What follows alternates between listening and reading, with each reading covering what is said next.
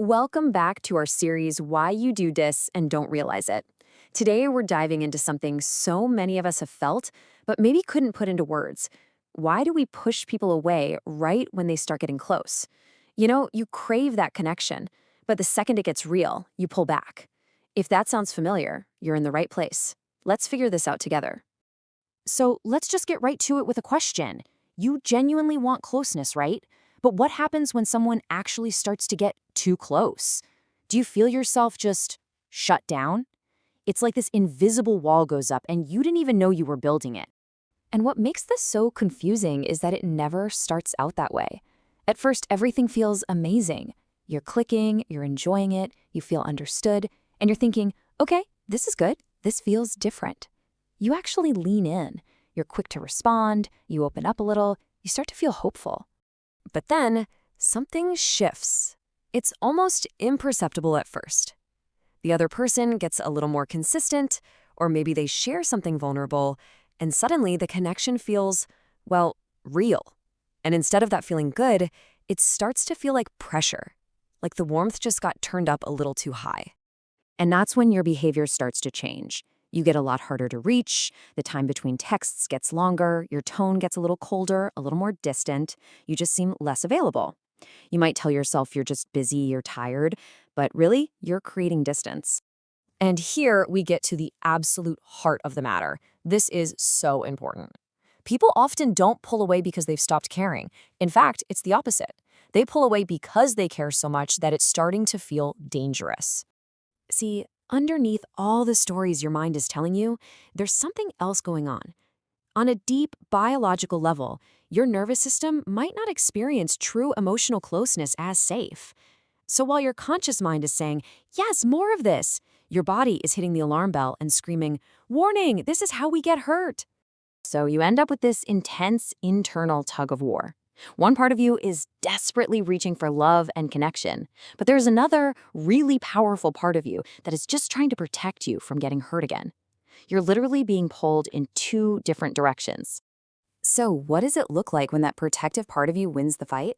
Well, it usually shows up in these kinds of subtle ways. You'll stop being the one to initiate plans. You might suddenly become really critical of them, noticing all their little flaws. You feel this background hum of irritation that you can't explain. Basically, your brain is looking for any reason, any excuse to create distance.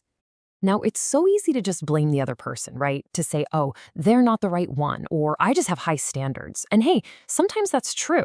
But if you see this pattern happening over and over again, it's worth asking a tougher question.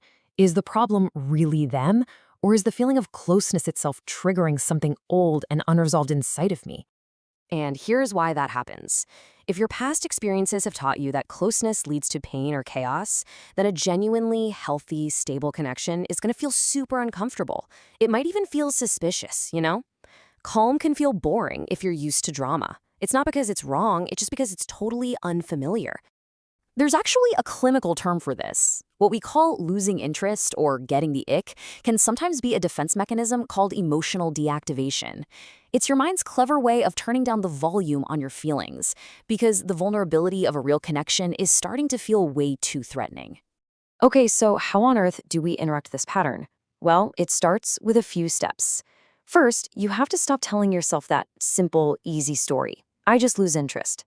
Dig a little deeper. Second, start paying attention to your body. When that person gets close, what do you feel? A tightness in your chest? A sudden urge to run?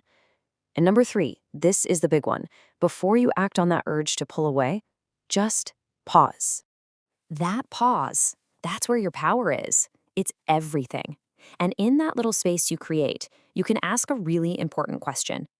Am I pulling back because of a genuine red flag in this person? Or am I just reacting to the intense, terrifying discomfort of being truly seen and cared for? When we dig down, what's this really about? It's about control. Pushing people away is a strategy. It's a way to protect yourself. Think about it. If no one gets too close, then no one has the power to really hurt you or disappoint you. It's like a preemptive strike against potential pain. And it's really crucial to see that this pattern goes way beyond just your love life. It seeps into everything. If intimacy feels dangerous, then accepting help from a friend feels risky. Going into a partnership at work feels risky. Honestly, trusting anyone enough to build something real with them feels risky. So you're left with this trade-off. The protection strategy, keeping everyone at arm's length, it feels safe in the moment. It gives you immediate relief from all that anxiety. But real, deep peace, that isn't found by avoiding connection. It's built, slowly and patiently, by learning how to stay present even when it feels vulnerable. This means we have to totally redefine what we think of as strength. Real emotional strength isn't being a fortress, never feeling fear around getting close to someone. True strength is feeling that fear bubble up and having the courage to stay put anyway, to be honest about it, and to stay present. So I'll leave you with this to think about. Picture the future you really, truly want for yourself. One with deep connection, with support, with real partnership. And then ask yourself, with total honesty, is your automatic, instinctual need for protection the very thing that's limiting you from ever actually getting there?